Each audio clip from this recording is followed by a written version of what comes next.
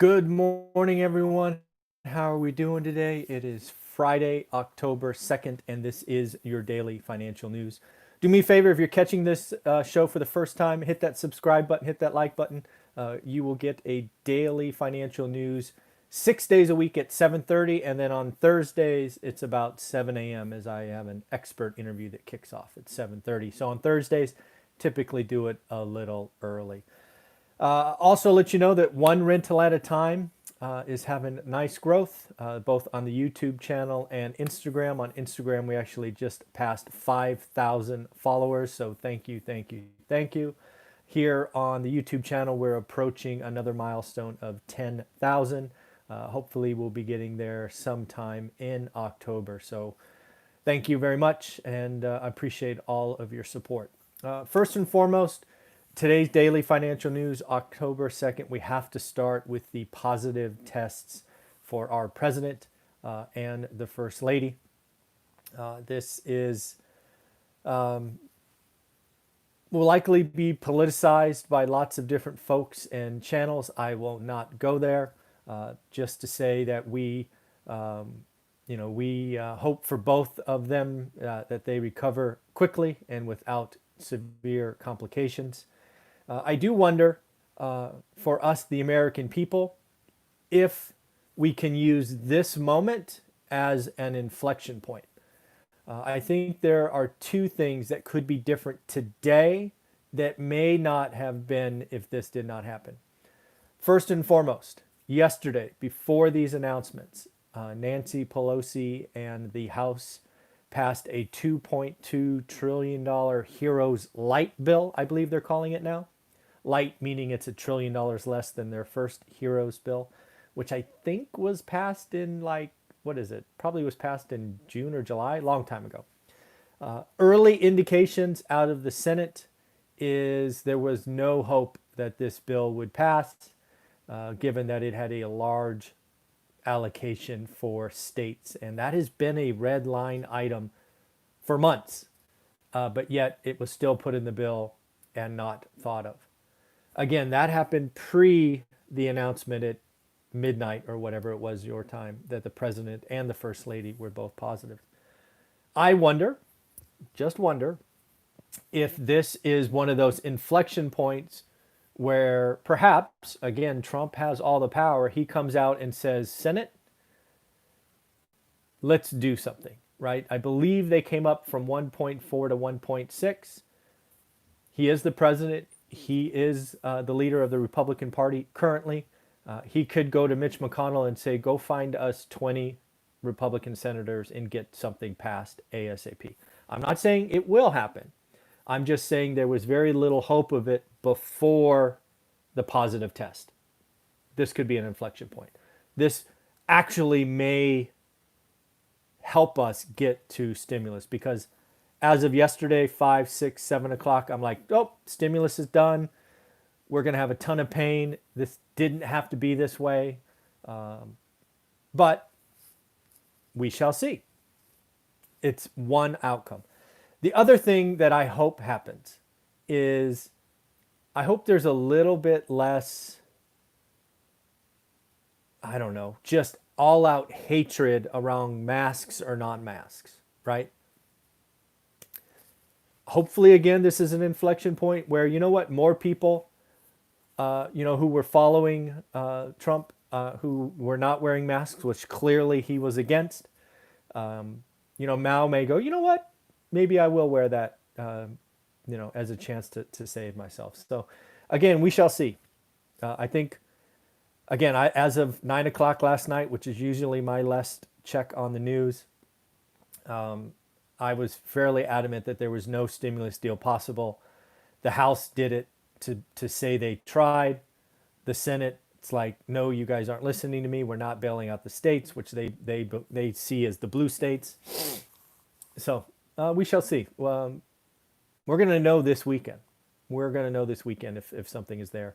I don't think the chances are likely, but they're not zero anymore, which, anything more than zeros, you got to have hope for. So we shall see. Another thing that came out today, and I'm happy that I Ooh, Ken McElroy has another housing video I just see from Ultimate Bargains. I got to go check that out. He was pretty negative on housing in 2021, so I will check that out today.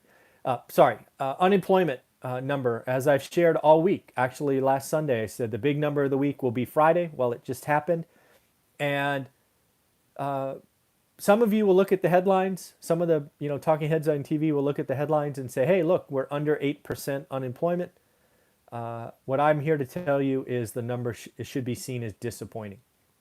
What I talked about just yesterday in my afternoon, kind of my biggest fear video, I think it's happening. We are not adding back. Our rate of addition of employed is significantly decreasing. The permanent job loss is increasing. And we could very, very, very quickly have a negative number.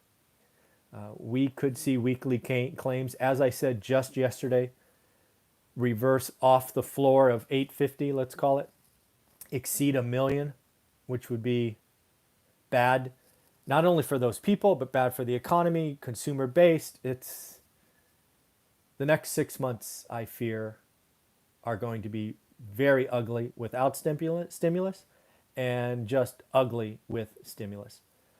Because we could see consumers just stop again. Go back and look at the numbers from March. Consumers stopped. They just froze. That's not good for an economy. So double dip recession, certainly on the table. Unemployment hitting the white collar jobs, definitely on the table. We shall see. Earnings will start coming out in the next couple of weeks. My suspicion is more and more companies go, you know what? We don't need as many people. We're going to be like Goldman Sachs and lay off 1, 2, 3, 4% of our employees. And you know what? Their stock will go up. We're in for some bad 6 months, in my opinion, which is unfortunate. On a positive note, for those of you that love Tesla, Tesla actually exceeded expectations on cars delivered, which is when they recognize revenue.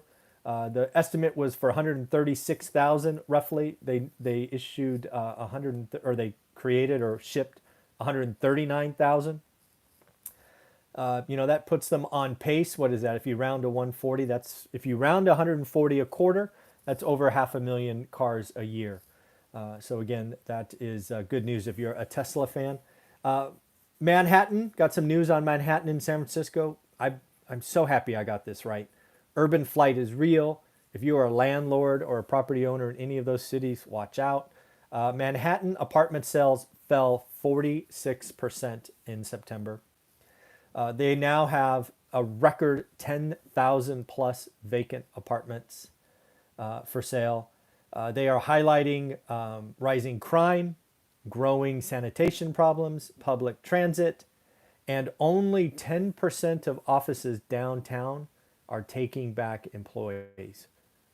Ugly. And we're getting into the winter and pain and pain and pain. Ouch. Just to put it in context, what does 10,000 mean? They only completed 1,400 sales in the last month. So quick math has that at roughly 8 months supply and go in the wrong direction. So again, New York's in pain. Not to be outdone, San Francisco is now seeing rent drops of 20%. 20. Man, when this thing comes, it comes fast. Yeah, it comes fast. And then just to put it in real context is, just so you know, if you had to put a down payment on the average home in San Francisco at 20%, that's a whopping $256,000 just for the down payment. That's not the purchase, that's the down payment. This is why I believe large, urban, unaffordable cities like New York and San Francisco are going to feel massive pain. The suburbs of the Silicon Valley, as I shared in that video from last weekend, not as bad. But vertical cities that are unaffordable are in trouble, in my opinion. To go along that way, Yelp, who is now becoming a big data source, 60% of small businesses that used to advertise on Yelp are now closed permanently and going the wrong direction. I don't know if I watch CNBC a little bit. Jim Cramer, if you know who he is, he actually has a couple of restaurants in New York, and he's been talking about them for the last 6 months. He's finally given up. He's closing them down. right? He's been feeding them. Now that there's no 25% capacity inside, he says ridiculous. He can't, he's losing money every day. So he's just going to shut them down. And this is a business decision that lots of people are going to make. And, I think Jim Cramer probably had the bandwidth to fund the losses, but that's just stupid to do that. So lots of businesses in San Francisco, New York are going to be shut down because, the governors have basically mandated no small businesses given their lockdown. So it will be interesting. The COVID bailout or forbearance actually ticked up this week. It had gone down 6 weeks in a row. It went up 21,000 this week. And there are still 800,000 forbearance requests that have come up for the renewal. There was 2 million for September. It's a big month for 90-day renewals. What they've seen out of the 2 million is a 80% extension. So roughly speaking, of the 2 million, 1.6 million folks asked for an extension and 400,000 cured or said they're okay and will start paying. So we are seeing some growing numbers heading into the end of the year and ultimately into March. Back to just how bad this is going to be. Pain ahead, winter coming. I didn't realize this, but tourism has about 26 million jobs tied to it. And what we just saw at Disneyland and United and American is probably a sign of things to come in that kind of heavy kind of employee business. Again, just like the restaurants and hotel, lots of tourism jobs are going to be lost permanently here going forward. And, you lose just 20% of that. That's over 5 million jobs. So some scary times ahead. Back to the forbearance request, just so you have the numbers. I took them down this morning. Right now we have 4.7% of all Fannie and Freddie loans in forbearance. We have 11.2 FHA loans in forbearance, and 7.3% of all private label mortgages are in forbearance. Kind of scary numbers. Two other things to kind of wrap it out. I called for this one a couple of weeks ago that Black Friday won't be the same this year, where there's those, shop between 6 and 9 a.m. kind of come rush the doors. Not going to happen. Black Friday won't happen. According to the retail executives, they're going to just stretch deals out over weeks and make most of them deliverable. They're really going to reduce the come to the store marketing. Right thing to do.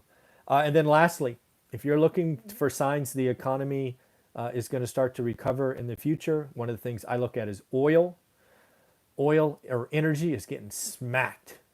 It is down and down and down, and jet fuel and all these other things are not very little hope in the oil patch. And you've seen some job announcements, or layoffs in that space, and I suspect you are going to see a lot more this month. So in the end, I almost forgot. I am interviewing a CPA in about 15 minutes. You're going to want to watch that video.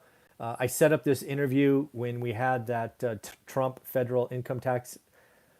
Didn't pay anything in 10 to 15 years. I reached out to a CPA who's been on this channel before to say, hey, let's talk taxes, let's talk income, let's talk all these things that are out there.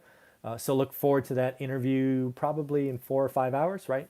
I'll interview him, probably be 30 to 45 minutes. It takes me a couple hours to post, and then it'll be out there for you to look for today. So look forward to that interview. Again, the CPA talking taxes and income and how we all could think different and take advantage of the income tax income tax deductions that are out there for all of us. All right. Thank you very much. If you're still watching and haven't yet subscribed, hit subscribe, hit like if you don't mind. I'd love to see these videos get over 100 likes every day. And of course, have a wonderful day. And we will talk to you tomorrow at 8 a.m. For a Q&A session. I didn't announce that earlier, but why not? Let's talk again. Take care. Bye.